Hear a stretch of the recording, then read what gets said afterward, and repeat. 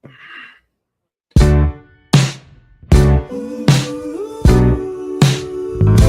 a Bitcoin podcast. The only one that's making your money is you. Listen to the Bitcoin podcast. So hold on and listen to the Bitcoin podcast. Hell yeah. Welcome to the live stream about teaching ourselves some cryptography on the weekend, on a Saturday in the afternoon. What are you guys doing on your Saturday? Come join us. Learn some cryptography. Learn some maths, as the Europeans say. For those who are new, we're streaming to multiple platforms at the same time. We accidentally recorded the first episode instead of going live. So this is the second episode. In the first one, we went over essentially the book that we are going through, which is called ZKDL Lecture Notes from Distributed Lab, a Ukrainian group that does applied cryptography for various different projects in the Web3 or crypto industry. Right now, we are, I don't know if I'm on the right page that we're on, because I don't remember where I'm on. It's no, the page that I'm on is 14. It starts 14. with mathematics crash course. Okay. So we left off last time. All right, cool. So what we've been doing is trying to pre-read a little bit during the week, so that when we record on Saturdays, we're not looking at the content with entirely fresh eyes.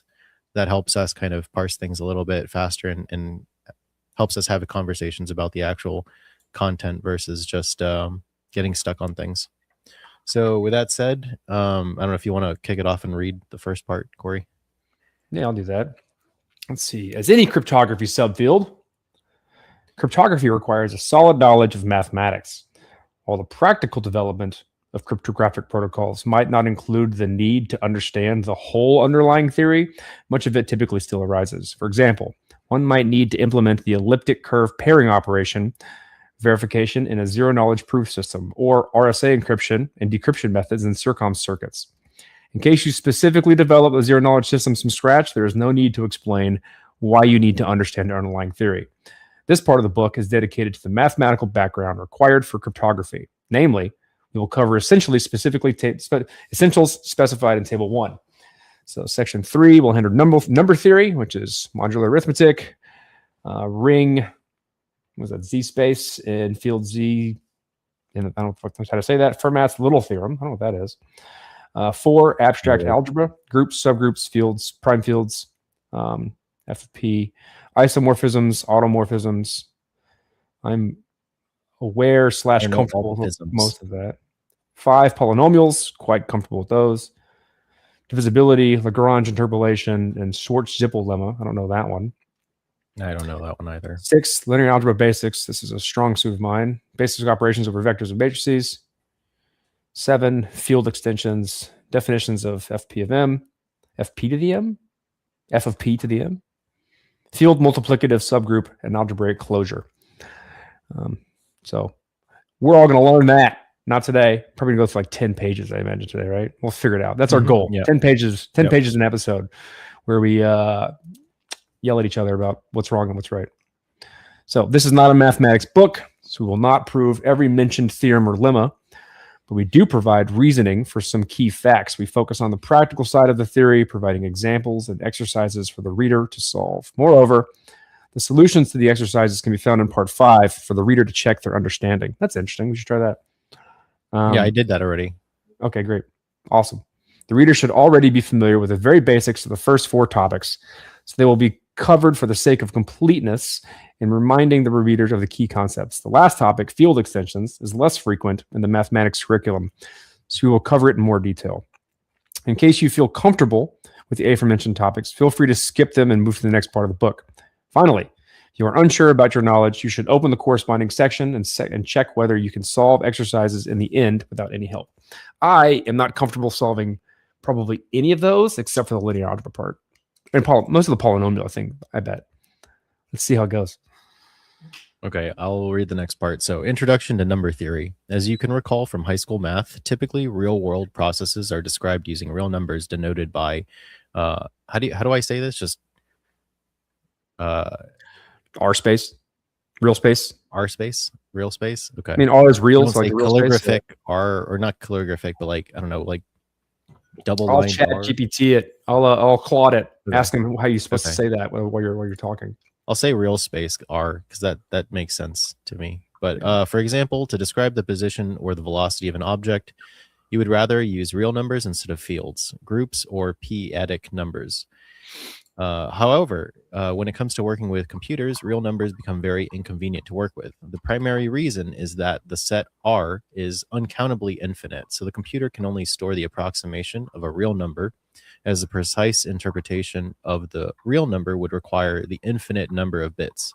For example, different programming languages might output different values for quite a straightforward operation, such as an addition 2.00001 plus 2.00000. This becomes a huge problem when dealing with cryptography, which must check precisely whether two quantities are equal. This is why the cryptography must work with integer-based formats.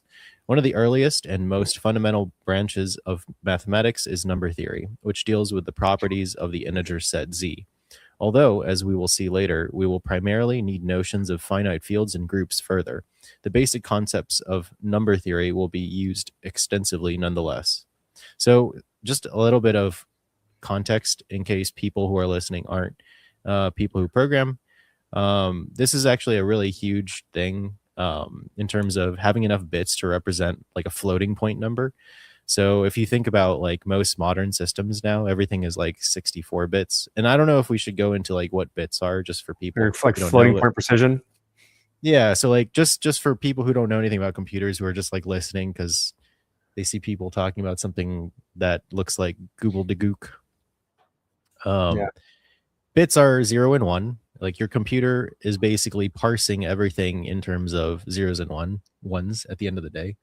There's a number of optimizations that are done by your computer processor that take programming languages that are like let's say business logic written in various different programming languages, whether they're more human readable, which are generally the higher level programming languages, to the lower level, more machine code looking business logic that gets encoded. So like in the old days when the computers were not so smart, they had to write in low level programming languages where it doesn't read like a book. It reads more like a bunch of commands in a bunch of places where you store things. So what I mean by that, you have a lot of go-to labels, jump statements, registers that you're throwing values in.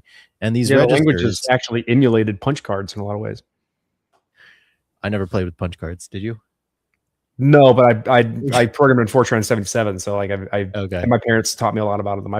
I've seen them and held them and played with them, but not like actually put them into machines. That was my parents' job. My dad said he ran a computer lab in college. He was a chemistry major in the Philippines back then, and he used punch cards. And my parents both were computer scientists that were like punch card people. Interesting. That's cool.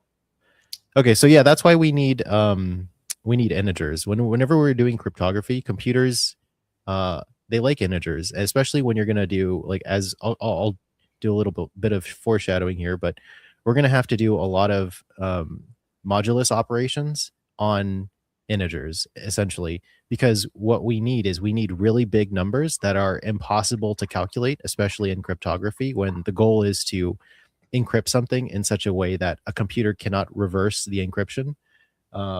You're trying to hide in plain sight, and to do that you need really big numbers that can be turned into small numbers for computers to, I guess, verify things are being done correctly. That's kind of like the most high level explanation I can give. Maybe it makes sense to you, maybe it doesn't, but if it doesn't, just ask for clarification. Something that was interesting to me, like something I ran into was with like the concept of machine precision. And so like depending upon the bit size of your number, you then have a certain precision on what the difference is between any given number. And if you do a lot of algorithms that are iterative, meaning they have multiple steps in order to get to the end solution, and you need accuracy that is really high, you need to care about how machine precision adds up for every given calculation of the iteration. Otherwise, you end up with something that's so far off base because you're rounding at machine precision, and then that error accumulates over and over, and then grows to be larger than the discrepancy that you need it to be once you get to the final answer. It's like certain weird things that come into play when you're doing with computers trying to represent numbers. Yeah, because all the business logic essentially turns into math at the gate, logic gate and transistor level. So like if you have math that doesn't make sense, your output of your computer program that you're trying to run is not going to make any sense. And so like this just gets into like buffer overflow. Even the representation of the math, right? And so like your math can make sense, but if you don't represent it well in the code, and care about some of the things on how like the math turns into like opcodes, then you can end up with the wrong number even though your math's good. Yep. There's so many different, and then back in the day when error correction in computers was worse, like you want deterministic output from a processor. And this goes beyond my depth because I'm not somebody who makes computer processors, but computer processors are expected to be deterministic in output by everybody, but they actually don't operate deterministically under the hood. And I don't know how that works because that's beyond me again. It's for the big brains at Intel and AMD who make the chips. Yeah, look at that. Gotta hash it out. Okay. You want to read the next section? This one? Division? Me too? Yep, go for it. Let me put this back in.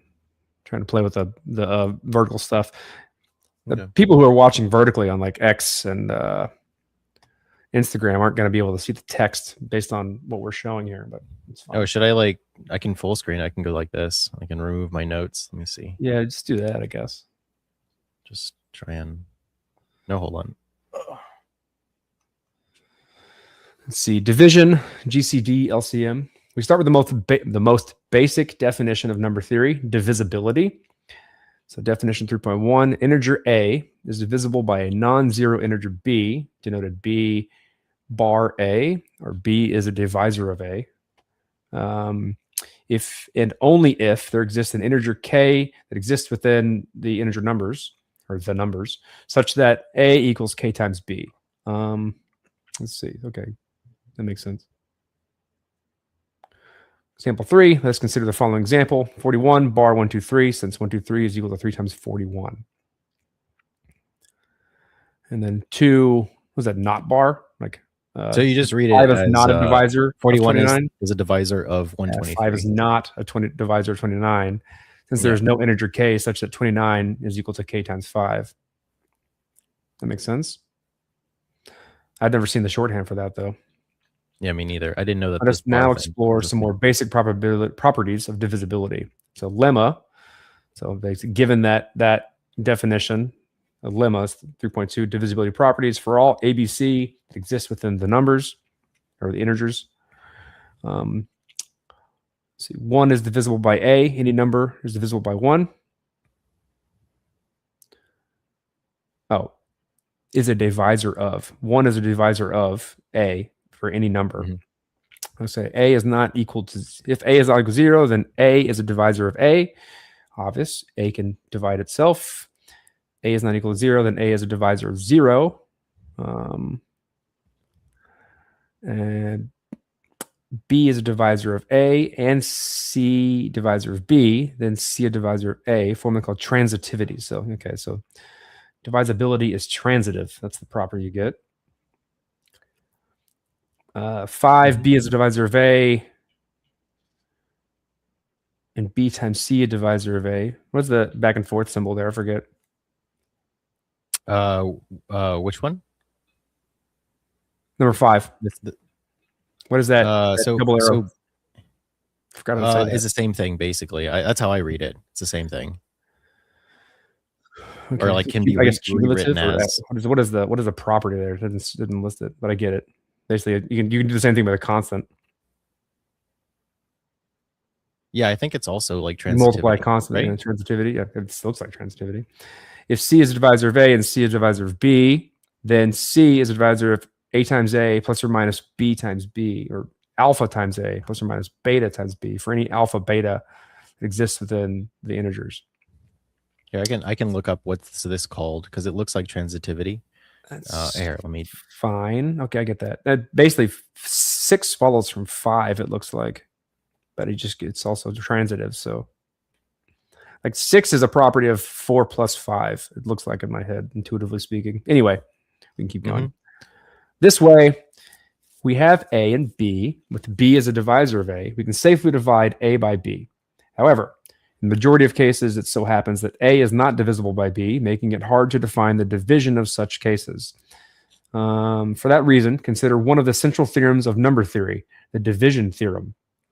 Theorem 3.3, the division theorem, says for any integers A and B that exist within the numbers, there exist unique integers Q and R that also exist in the numbers with 0 less than or equal to R less than or equal to B. So R within the boundary of 0 and absolute value of B, such that A is equal to B times Q plus R. So that means basically like you get a remainder.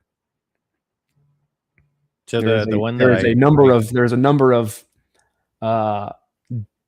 divisors. Like there's a multiplicative you can add that will then give you a number that's smaller than the original number plus some remainder. This is basically the remainder theorem, if you will. This gives us 2 more operations which are useful. The floor operation, which is A slash B, or those symbols, whatever. A divided by B is defined as Q. This operation is a standard dividing operation.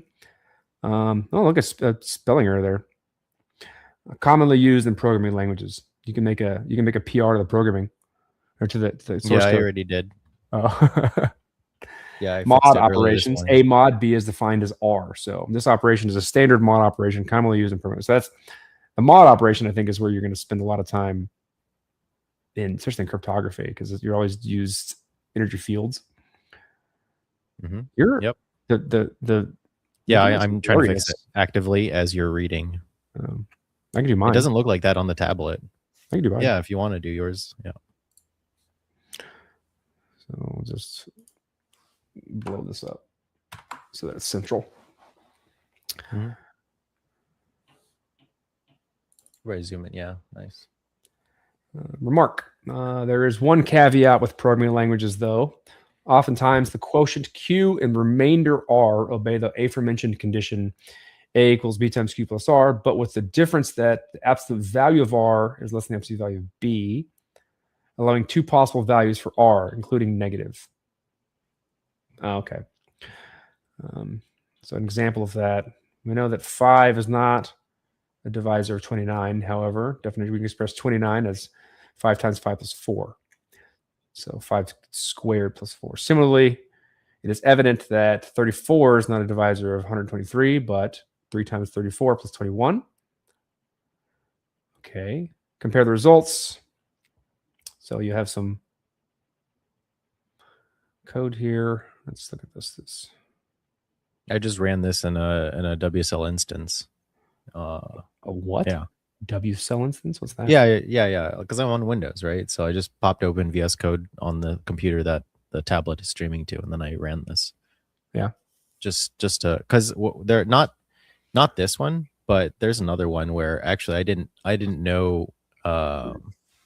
There's a way of a succinct way that's Pythonic that I didn't know before, and I had to look that up. Not in this one, but the next example. I don't have IPython. What the fuck? It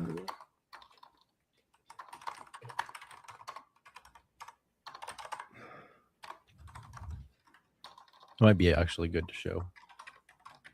Yeah. I'm installing a few things. Okay. I don't know if I can spin it up real fast.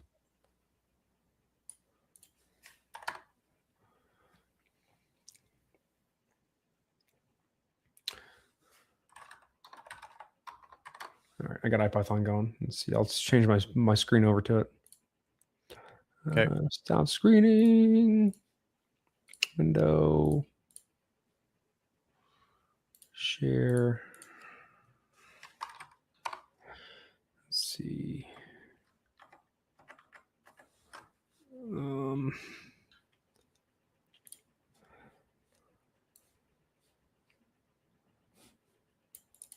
How's that?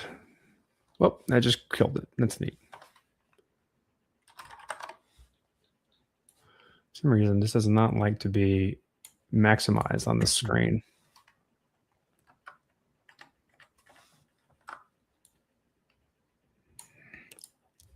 I wonder if I could just grab this. Nope, cannot.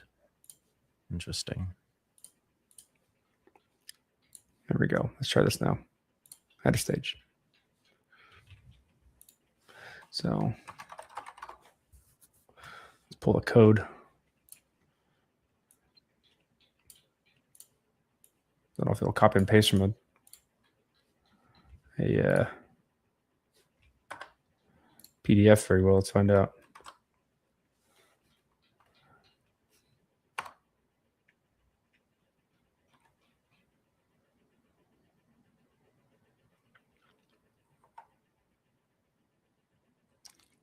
I don't like the indentions. I think I need to. Yeah.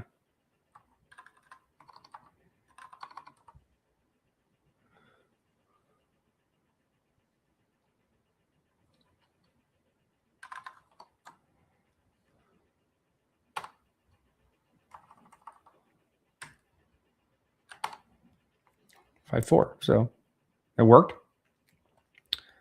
So A divided by B gives 5. No remainder. So yeah, so Q is just going to be how many, what is the divisor of A into B?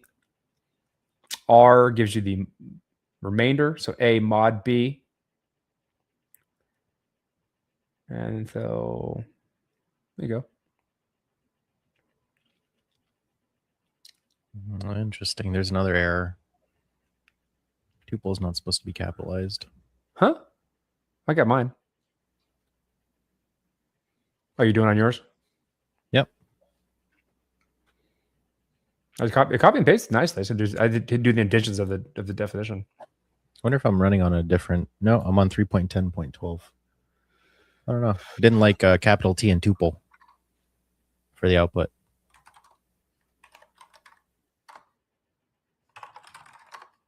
I'm 3.14. Hmm. Anyway, moving on.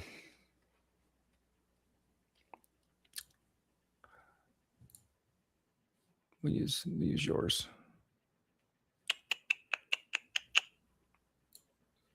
I'll have to get used to the what's it called? Start using the scenes here, so we can like have scenes for various types of things we're going to show. Mm-hmm. That could be useful. Yeah. I haven't used it. I assume it's like Streamlabs. Yeah, you just set it up. It'll. All right, so we got that going. Division operations, it is common to check for any shared factors between the two numbers. This is where concept of greatest common divisor, or GCD is short, comes into play. Greatest common divisor, GCD of A and B, is defined as the integer D exists within the natural numbers such that D is a divisor of A and D is a divisor of B. D is a maximal integer that satisfies the first condition. One might write the above definition. That's okay. That's the incorrect way of saying right. Wrong, right? One might write the above definition more concisely as GCD of A and B equals the max of D existing within N, parameterized by D, D a divisor of A and D a divisor of B. Okay. So there could be multiple divisors of both, but you take the max as the greatest common denominator.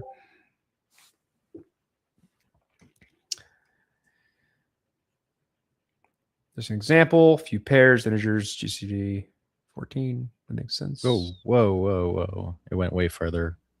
Oh, that's crazy. I'm reading off of There's mine. some sort of. Okay, good. There you go. Okay. So GCD to 1, that means it doesn't have a common divisor other than 1. It's trivial. 2. Definition 3.5. Integers A and B exist within the integers are called coprime if GCD of A and B is 1. So 3 and 4 are coprime in the above example. Mm-hmm. Let's see. As with any fundamental concept, let's explore some basic properties of the GCD operation. So given that we have greatest common denominator, let's see. The greatest common denominator of A and B is equal to greatest B common divisor. It's the same thing. No, it's not. Greatest common denominator and greatest common divisor. Oh, yeah. Sorry, it is. Yeah. B is the same as Dividend. B. Yeah. Okay. I don't understand 1. What is it? The greatest common denominator divisor of A and B is equal to B interchangeable with? Is that what that means? Like B is a divisor of A. So if I guess, yeah, you just read it like you just said it. So if the greatest common denominator of A and B is B, then B is a divisor of A. Yeah. Like basically B will go into A. Okay. Yeah. These are like things that we take for granted. Oh, okay. Blown out math. I get it. That's that makes sense to me. I was just reading it. Yeah. Strangely. Yeah. Okay. If A is not equal to 0, then greatest common denominator of A and 0 is equal to A. That makes sense. Mm-hmm. There exists a delta within the natural numbers such that delta is a divisor of A and delta is a divisor of B. Then delta is the divisor of the greatest common denominator of A and B. Okay.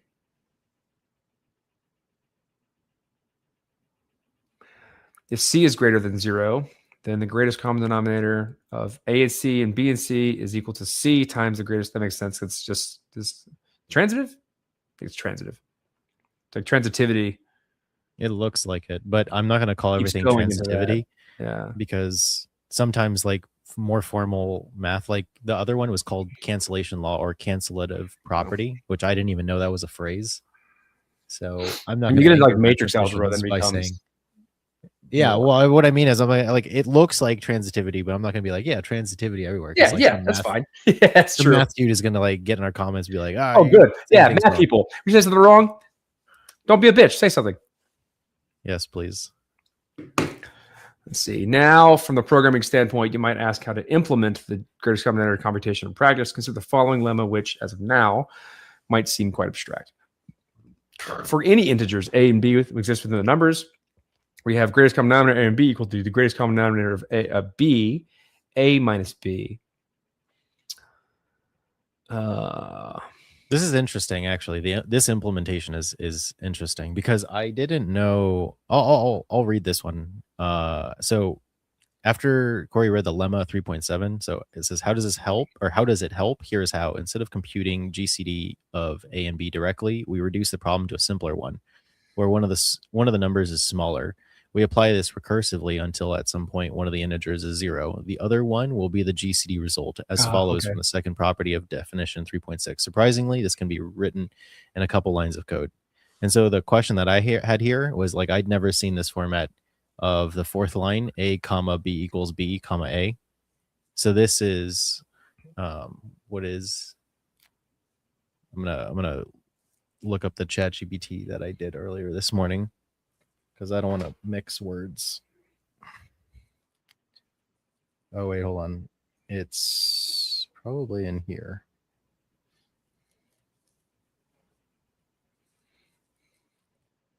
So they called it, yeah, Python's tuple unpacking trick. So it basically swaps A and B, and I didn't know that. Yeah. So that's pretty cool. Yeah. So it wants to put basically if A is less than B, we want to put the larger number first. Yes. We want to make sure that we're in descending order, basically. Mm-hmm. Yep. Okay, that's fine. So make sure that these two numbers are in descending order is the first line. Yep. then subtract them so you end up with a positive number. Yep. And then when it hits 0, then the remainder is essentially the GCD, which is Hold going to up. be A. If you're in descending order, A minus B will be a negative number. It's A. No, it will be a positive number because it's going to reorient A and B. What you should do is use your tablet and then do full screen on walking through this code, handwritten, with the print GCD 36 and 14. Then you'll understand. Okay. Then let's do that.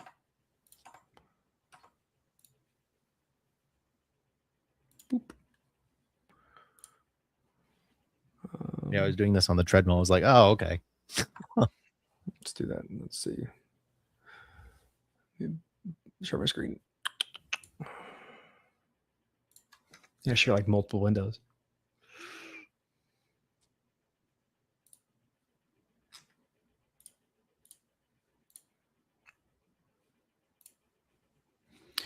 Blow this up. All right, so let's see.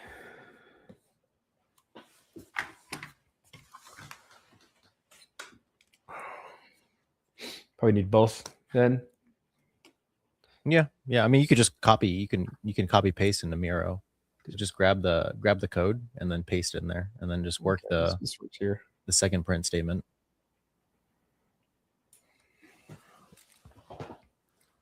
So we have definition. So given A and B, I'm just going to write it out. If A is less than or equal to B,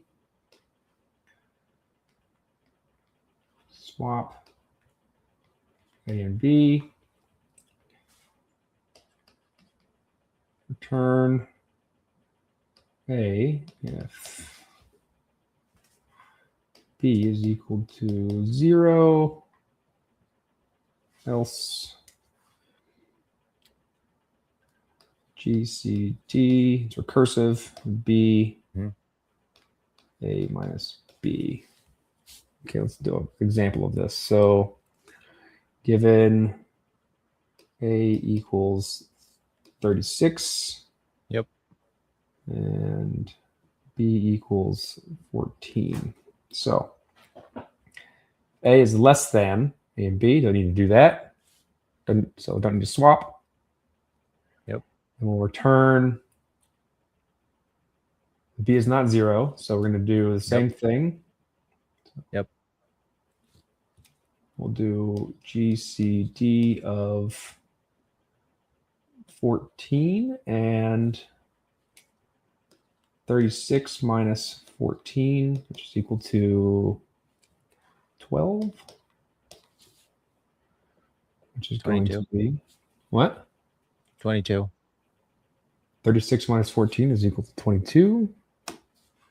Lol. Which is going to be, so A is now less than B. So we swap them. So now, Just do it vertical so you don't have to pan around so much. Yeah, that's fine. Just trying to think. I'll get used to doing this on a whiteboard. I've worked on a whiteboard a long time. So now this is equal to, let's do the swap here.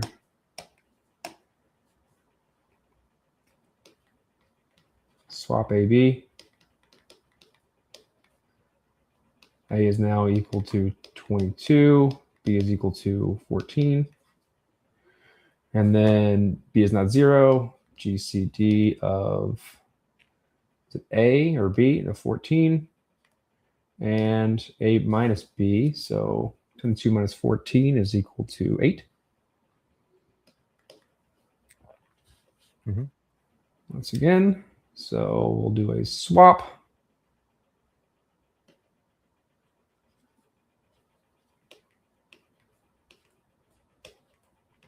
A is equal to 8.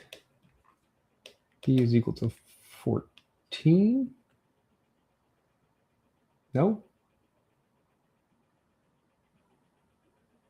That's not right. Don't need a swap. You don't need to swap, yeah.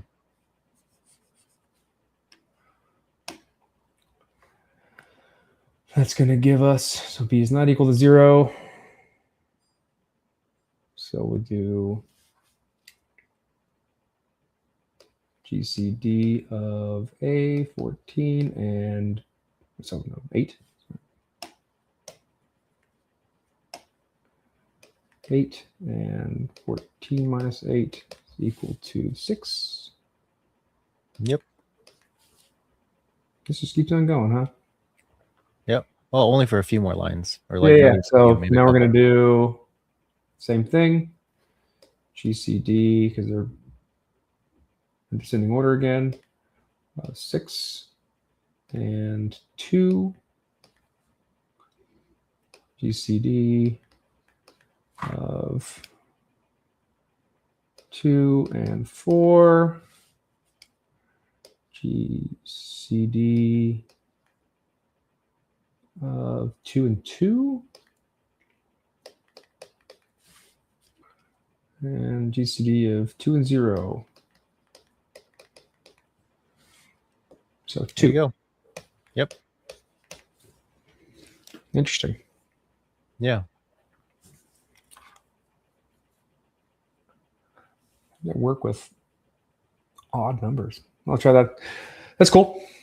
I've never seen that before. No, it's an interesting way of doing a nice, short, like concise way of representing a function that does that.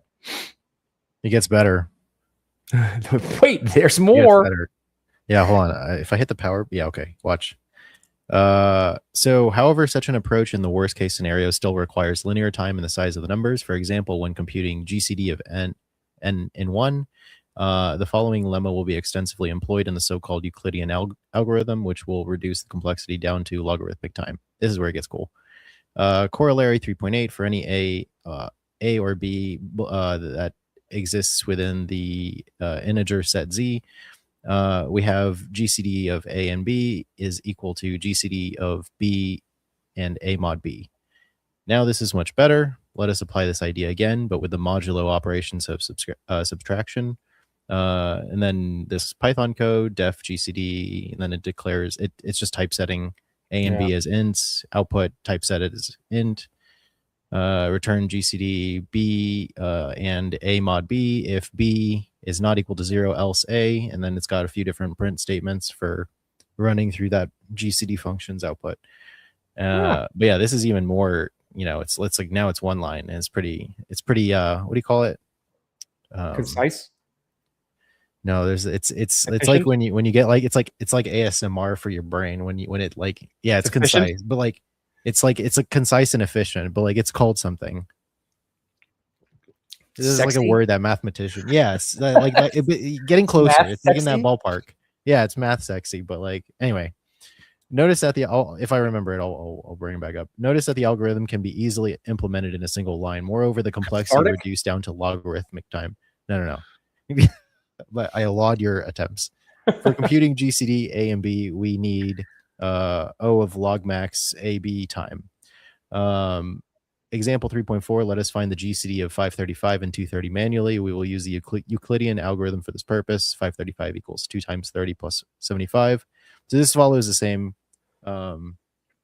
structure as was given like in one of the previous, I think, lemmas, where it's just it's A is equal to QB plus R, and it's just doing the same format for the subsequent two lines. So 230 equals 3 times 75 plus 5. 75 equals 15 times 5 plus 0. So once you have a remainder 0, you know that your B is 5. Yeah. Because it's the B, because it's A is equal to QB plus R. So GCD is 5. While the greatest common divisor GCD focuses on finding the largest shared factor between two numbers, the least common multiple LCM deals with finding the smallest multiple that both numbers have in common. The LCM is particularly useful when we need to synchronize cycles or work with fractions. So this is what I was telling you before. Like, I don't know what synchronized cycles means. I'm sure we'll understand that later. I imagine we'll get to that later. That's like kind of like a foreshadowing. Yeah, exactly. Okay, definition 3.5 or 3.9 LCM for any A or B that exists within an integer set Z, the least common multiple LCM A and B is defined as an integer M exists within the natural set of numbers N such that 1, A is a divisor of M and B is a divisor of M. 2, B is a minimal integer that satisfies the first condition. One might write the above definition more concisely. Least common multiple of A and B is equal to the minimum of M that exists within a natural set of numbers N. I don't remember how you read the colon. How do you read the colon? Divisor Such of that? No, colon, not a bar. This one parameterized here, by. please. Parameterized by A is a divisor of M and B is a divisor of M. Example 3.5. Let us again find, but now least common multiple for few pairs of numbers. 1, LCM of 12 and 4 is 12. 2, LCM of 13 and 17 is 221. 3, LCM of 13 and 18 is 234. 4, LCM of 42 and 28 is 84. Let's scroll on this. Lemma 3.10, least common multiple properties. We consider LCM of A and 0 to be undefined. LCM of A and B is equal to... do we know how to read this? Did you chat GPT this one? Where are you at? You're not scrolling. I'm doing. Where are you? I am on Lemma 3.10, second item, and it's essentially like the same as. It's like interchangeable with, like, Yeah, that's how I read it. But like, okay, I'll just say it like it's that. the same as. These Like, come- I'll look it up. While you, That's while you what. That's how I read it, like the same as, because it's just keep it simple. I'll look it up while you do that. All right, least common multiple of A and B is equal to A, which is the same as B is a divisor of A. If A and B are co-prime, then least common multiple of A and B is equal to A times B. Any common divisor delta of A and B satisfies delta is a divisor of least common multiple of A and B. If and only if. If and only if. Wait, really? It says the least common, like according to Claude Haiku 4.5, the least common multiple of A and B equals A if and only if B divides A. Oh, okay. I didn't know that. That does. Why don't they just put the IFF? Because that's how I usually see if and only if written. Me Why do they too. have two symbols? It's fucking math. That's part of why this is complicated for people, is because you have to like learn the jargon, because white papers, like cryptography white papers, there is no unifying symbol set, so you have to know all the different, like, essentially synonyms of a given symbol and how they can be parsed. But anyway, problems down the road. Or for any C is greater than 0, we have LCM of A times C and C times B is equal to C times least common multiple, or LCM of A and B. Integer is LCM A and B divided by A, and LCM A and B divided by B are coprime. Oh, okay. These are really important constraints, and I'm sure that there's like really It's like rigorous math groups. optimizing circuits. This becomes like really important information, right? This is like Right. It's like because you want to optimize a circuit, you want to try and find the least amount of operations required to complete the circuit. Yeah. And you can use a lot of these tricks in order to make it minimal, because you can start to do, like, you can do the algebra on all these things and say, because this, and this, we can then rearrange things, and then we have this thing which equals this thing, and now it's like two operations, right? Yep. Because at the end of the day is like, if you can reduce the operations, you increase the speed, and time is money. Yeah. So theorem 3.11 for any A or is it A or B? For any A or B A and belonging B. to a That's set of for natural A and B in the Okay.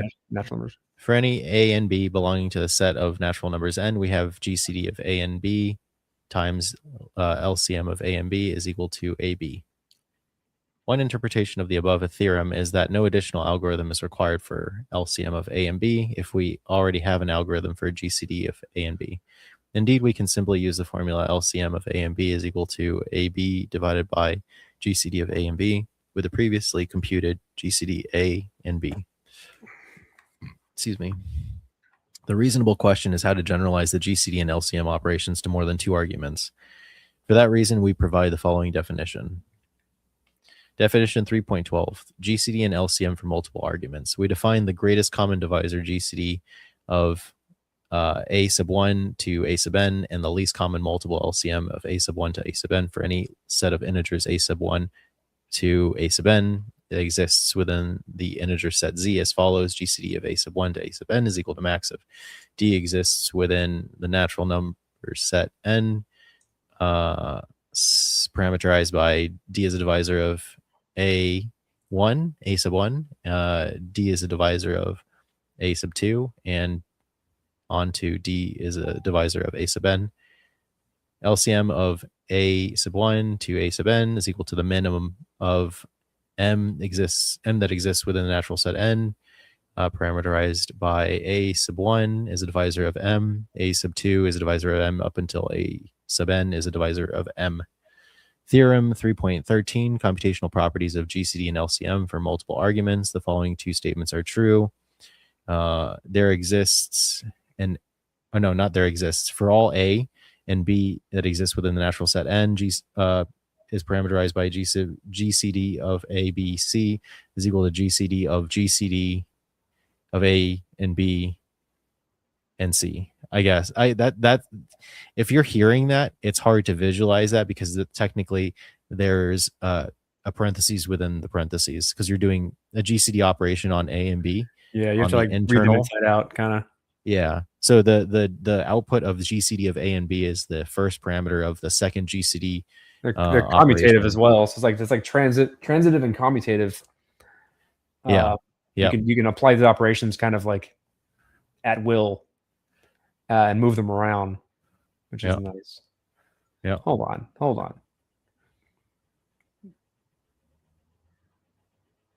There's no C in that last one. Yeah, I just saw that.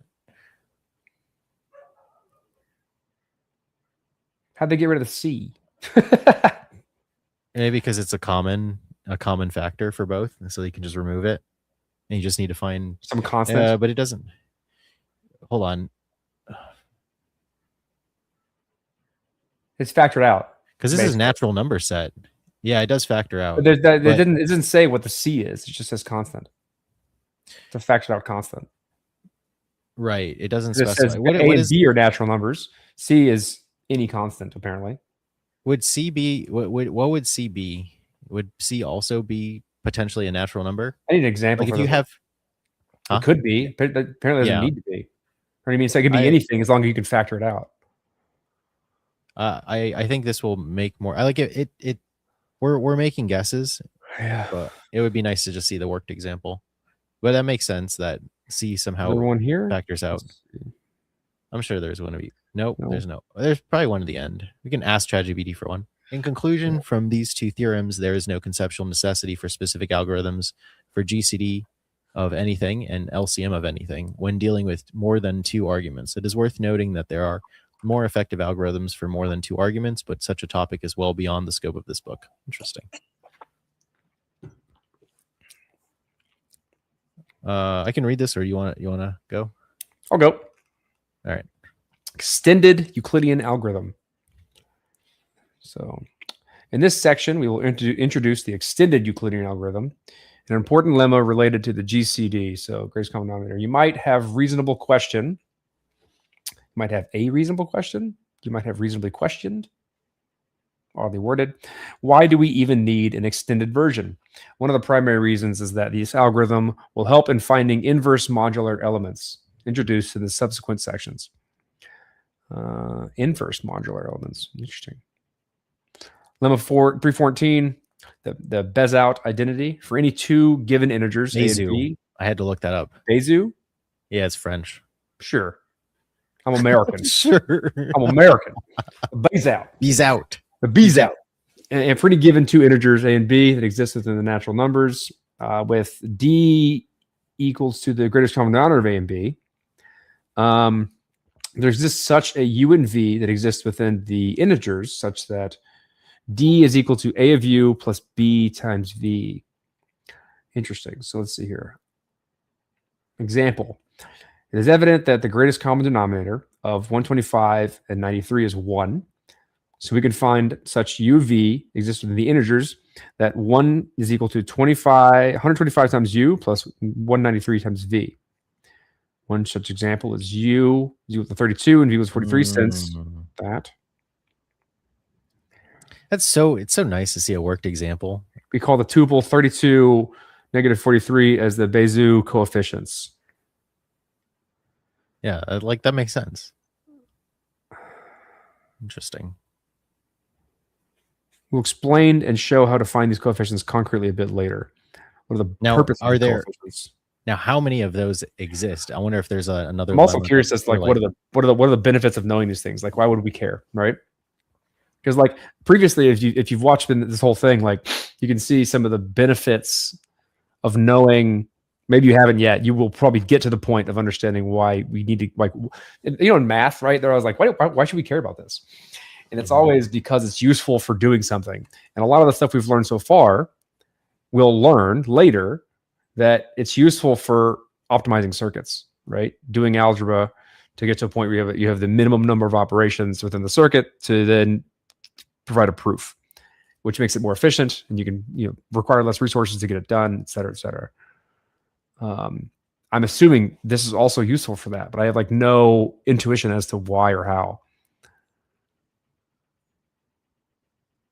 See, corollary. From the Bezout identity, integers U and V are of different signs, excluding the case when either of Bezout coefficients is 0. Okay, interesting. Generalization for multiple integers. Suppose D is the greatest common denominator of A through N. A of 1 sub A of 1 to A of 2, all the way to A of N. Then there exist such integers U of 1 to U of N that exist within the integers that D is the summation from I to N of UI AI. Okay, so they're linear combinations of each other. That's interesting. Yeah. That's going to be useful for polynomials, I imagine. Yeah. It looks like it could be. The integers U and V are called Bezout coefficients. The first corollary can be understood intuitively. If all coefficients are non-negative, the result will be much larger than necessary. Similarly, if they are non-positive, the result must be negative, but the greatest common denominator was defined to be positive. The second consequence follows from the fact that we can decompose the greatest common denominator, thus sequentially derive this sequence. Also note that we can find Bezout coefficients in each Euclidean algorithm step. I would be curious to see the like a geometric representation of this. You know how like if you were to watch like 3 brown 1 blue or 3 blue 1 brown. Yeah. The animations of he does a lot of really space. good visualizations of these types of things. I bet there's like Does a he really still good work one. alone? Does he work alone? I think so. Yeah. I mean, he's done a lot of collaborations lately as he's gotten bigger, but like for the most part, I think the animations of the n-dimensional space, because like Veritasium, that one, like I started using. So he built that whole library called Manum, which is a mathematics visualization tool. It would be interesting if we tried to use like ChatGPT or AI or Claude to like do a Manum visualization of these things. We could do that. That could be fun. That would be awesome. Yeah. Unless someone in the audience who watches this wants to do that. No, there's zero. I know one person's watching and I'm talking to her. So you can go do that. Oh, there's somebody watching? Yeah. Maya's watching. Oh, okay. Hi, Maya. D has entered the room. Hey, let's get rid of your second screen because we're watching mine. Okay, hold on. Let me get rid of it. What's up, bro? Audio only. Anyway, D can listen. Let's see. Now we introduce the extended Euclidean algorithm, which is besides calculating the greatest common denominator itself, finds the Bezout coefficients efficiently in the polylogarithmic time. For example, as we will see, for calculating the modular inverse element, one would rather use the extended Euclidean algorithm than the naive approach, which shows whether inverse exists at all. The time complexity of the extended Euclidean algorithm is O of log max A and B minus the same as for the classic. Okay, so it's the same. So it's the extended algorithm is the same order of polynomial time complexity. What is this QR code you're putting up? That's not me. D's doing something. Discord? What is this? I Say have something, bro. That would actually be useful. Yeah, we should. Can you stream to Discord? And then we just yes. we could like funnel people to the Discord who want to like participate in this Yes. or something. I don't know. I could share screen to Discord through OBS. That has to be so I can run slobs on my end and then screen share that into a Discord channel that we are both in. Yeah. This is a lot. We're streaming to a lot of places at that Hey, point. fuck it, whatever. Who cares? Maybe somebody's learning some No, math. If one person learns some math, then it's fine because I'm learning. This is a fun way to treat my Saturday. I'm going to be honest. I don't care about anybody else. No, I'm having fun like learning this stuff myself. Yeah. I hope we get like balls deep into it. And someone's like, I learned ZK through watching you guys. That would be funny. Be like, wow. You must be really bad at ZK. No, they just like sometimes it's better to have company because learning something that's really this boring, it's painful if you just do it alone. Yeah, I've done that before. Yeah, I'd be cool to have. Like, we got some comments, by the way. Coming up here. Let's see. Cheat viewers, Streamboat. That's garbage. Join the Discord. D's got Discord stuff. I think what he put up is the Discord. Oh, okay. Okay, that makes sense. D is typing for us. He just said, "Ignore me. I can't hear you." In my bro. Okay. D is producing while we do content. Okay, algorithm 1, extended Euclidean algorithm. Input A and B, parameterized by A and B, exists with a natural set of numbers n without loss of generality. A is greater than or equal to B. Output GCD of A and B is the first input. U and V are the second and third inputs. R sub 0. So A is going to R sub 0. B is going to R sub 1. 1 is going to U sub 0. And 0 is going to U sub 1. 0 is going to V sub 0. 1 is going to V sub 1. Well, R sub I plus 1 is not equal to 0. I is equal to 1 to 2. This is what do you call it? Pseudocode. So like instead of somebody actually writing the code, they're just writing essentially functionally how I'm going to keep calling it business logic, but essentially how the function should be written. So this is as close as you can get to like human readable code, I suppose. You can probably you can get pseudocode is like pseudocode is useful for implementing something in any language. Usually, that's why people like using Python, because Python is very like the syntax of writing Python is very close to writing pseudocode. Yeah, and so people usually when they do like specifications, which are supposed to be as close to implementation generic code, they write it in Python because it's close to pseudocode more often than not. Yep. There's also languages like that are newer, like Zigbee, which I haven't taken a look at, but I heard that. And like Quint is a specification language. That's something that got put on my radar the other day when I was talking about specs. It's made by the team that did Cosmos and what's their consensus algorithm off the top of my head? Oh, no, I'm not going to remember that one. Why have I forgotten that? Doesn't matter. Anyway, it's very BFT, right? And so I think PBFT, but they made a. I can look it up. Tendermint, yeah. Tendermint, yeah. Ethan, yeah. Created Quint in order to help verify a bunch of to-do like executable specifications and writing specs. Mm-hmm. He said it's nice. I haven't tried it out yet. I'm thinking on giving it a go on like taking one of our specs and writing it in Quint and seeing what that process is. Interesting. I mean, specs are already pretty, like the way that IETF pushes out specs, they're pretty readable. Or like the EF. It depends though, right? Because I've been diving into a bit of a tangent. I've been diving into the difference between the Ethereum Foundation process of what it is today, which is executable specs, and the EIP process. So like EIPs are like the process for changing specs and introducing new things. Whereas the final you should say what it is for people who don't know. Ethereum Improvement Proposal. That's how you submit changes. Yeah. And then what that then generates is like this canonical document, at least when it comes to like code, of an executable specification, meaning that becomes like the reference implementation for how you write the software in any language. And so that then allows you to do a lot of automation, like generating tests and frameworks and stuff like that. And then someone's like, I'm going to write this in Go or Rust or Nim or whatever, like C or whatever, or fucking it's Swift. agnostic If you're to like Dean, language. it's agnostic. And so Yeah. they should all, if you do a function, if you write a function like this, it should give you the same answer every time. So, And if it doesn't, then fucked up. That's problems. All All right. That's like cool. that's why like shout out Mammy writing Constantine, which is a cryptographic primitives library in Nim. Like that's all. It's been something everybody's been impressed. Yeah, pretty hardcore. Name is great. Yeah, it's pretty hard. There's a cool repo I'll share with you later in terms of how to build everything from scratch. Anything you want. It's pretty interesting. What, Constantine?